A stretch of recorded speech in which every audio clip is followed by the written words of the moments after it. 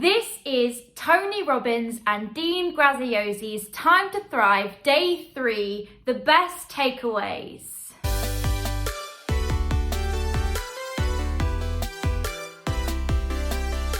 Hey, hello everyone. My name is Emily Joan Smith. I am a Limitless life coach, and if you are looking for the best takeaways for Day 3 of Tony Robbins and Dean Graziosi's Time to Thrive Challenge 2022, you are in the right place. Please subscribe, please like if you like anything to do with self-development, because when it comes to self-development and personal growth, I've got your back. Day 3 with the Time to Thrive Challenge was all about sales. So if you feel kind of icky when the word sales comes up, or if someone says sales or try and sell something, this was the day for you. Today was all about how to sell authentically and how to look at sales more like you are serving people, because especially in the self-education industry, and if you don't know what the self-education industry is, make sure you check out my day 1 video to catch up on that. But especially in the self-education industry, you are more likely serving someone than selling them. Because when it comes to the self-education industry, it is what someone needs.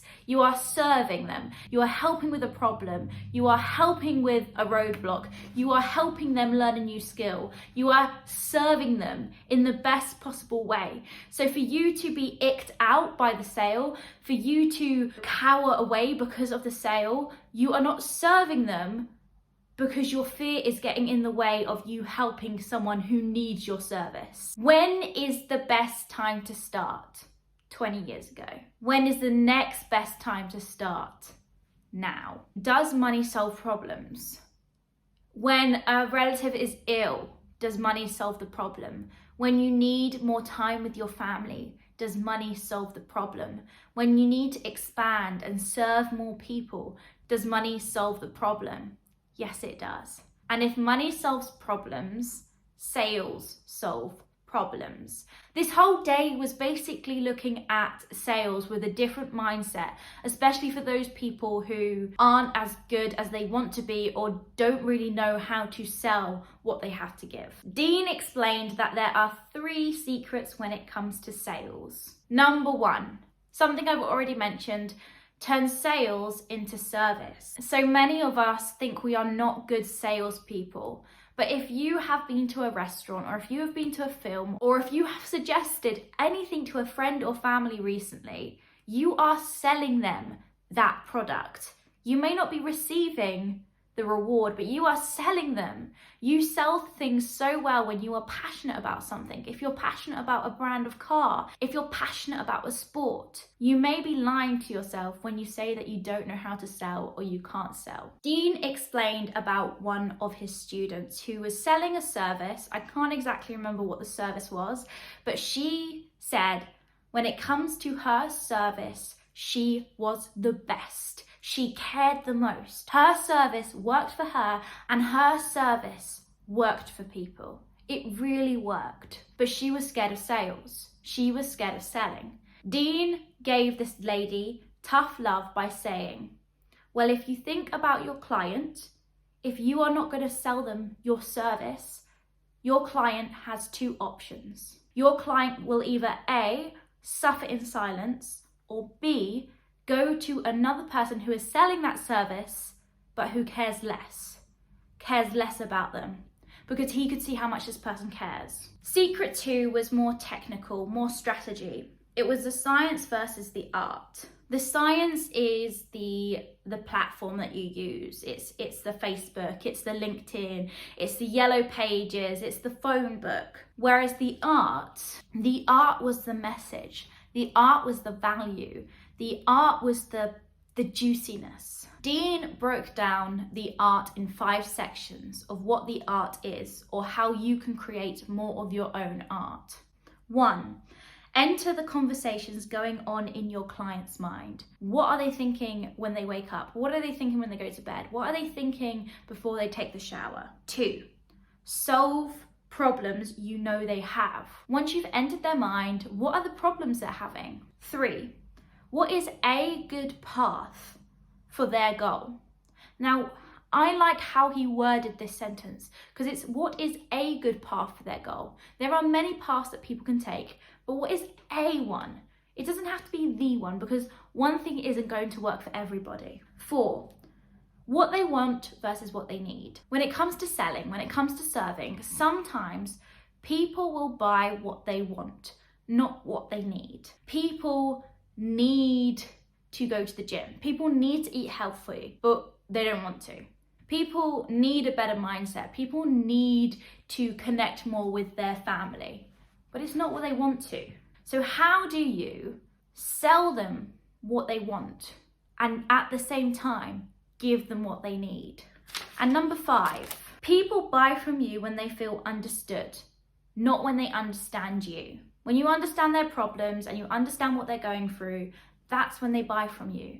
Not when you talk about yourself and your problems and everything you've done and you've achieved. The 3rd secret, create an irresistible offer. An irresistible offer is when you deliver above and beyond what they need and what they want. When you meet them where they are. When you let them see exactly where they need to start. When you overcome their objections so they can see the path. When you give them what they want and what they need. When you create value and a price that no one can say no to. When you are a bridge builder. When you create something that you wish you had earlier on in your life. Our first guest speaker was Brendon Burchard. Brendon Burchard spoke about the 3 phases of crisis and how most people always stay within 1 and 2. It's the successful people who get into phase 3. What I loved about Brendon Burchard is he wasn't airy-fairy. When he spoke, he got down to it. He said the facts. He said it's not about whether it's easy or whether it's hard. It's about whether it's required for you. Is it required for you to be happy again? Is it required for you to connect with your family again? Is it required for your health? It's not about whether it's easy or hard. It's whether it's required for what you need. When most people have self-doubt, it's an alarm for them to stop. For successful people, when they have self-doubt, it's an alarm to lean into it, to figure out, to learn something new. It's an alarm saying, what more can I learn? What can I do? It's not to cower away and say, I'm not good enough, I'm not this enough, I'm not that enough. As I said, Brendon Burchard said there was 3 phases to crisis. When something big happens, when something that shakes your world happens, there are 3 phases. The first phase is shock and safety, like COVID. Everyone went into shock, everyone went into safety mode, everyone was buying the toilet rolls. People were resistant, they were scared, they were protective. You know, they got into their cave. And some people stay there forever. That's normally where perfectionism lives. Phase 2 is coping. So most people do phase 1 or phase 2. They've done phase 1 and they've freaked out, or they've shocked themselves and it's safety, and now they've realized that they just have to cope with it. They have to live with it. So they cope with it. But phase 2 is the transition. Who am I in this new world? The thing with phase 2 is there's a lot of noise and there's a lot of distraction. There's a lot of stress management. It's the phase where you've tried a lot of things, so it can be discouraging. It's the phase where you do all these things and you're like, oh, I don't know, is this for me? Is this always where I'm gonna be? And then you get overwhelmed. And you get tired and self-doubt comes in and exhaustion. Why am I going through this? Why does this happen to me? And the reason it is happening to you, Brendon said, is because it's preparing you. It's preparing you to be empathetic to other people's situations.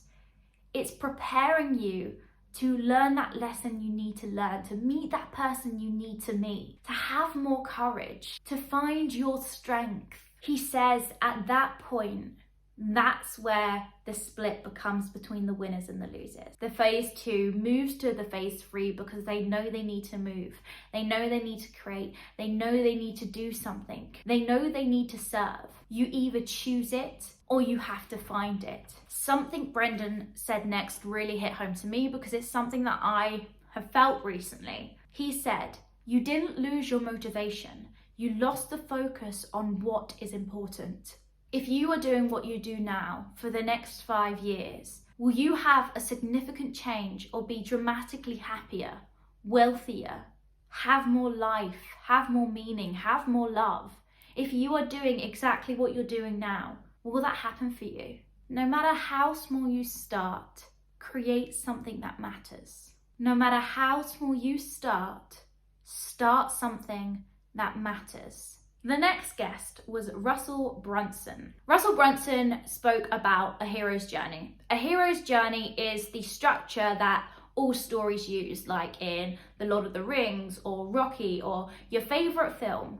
The hero always goes on the same journey. The hero always starts in their own little world. The hero then gets a calling for adventure, a calling for something more. The next thing the hero always goes through is the refusal of the hearing. It's a thing that when you are excited about something, when adventure calls you, and then something creeps in.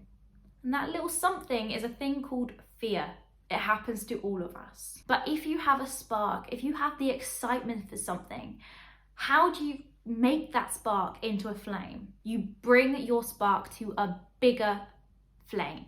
What is that bigger flame to you? Is it other people doing the same things? Is it more YouTube videos like this? Is it figuring it out more? Is it building more excitement? What is going to ignite your spark into a flame? And the last part of the hero's journey he explained about was they find a guide, someone who takes them there. Who's your guide? Who can your guide be? Thank you so much for watching. If you have enjoyed this video, please subscribe, please like, please comment. It means so much to me and the channel. Let me know what your favorite takeaway was in the comment box below. And if you were on the call and I missed anything and you thought it was something people need to hear, please put it in the comments below because it really helps out other people. I'll see you soon. Bye.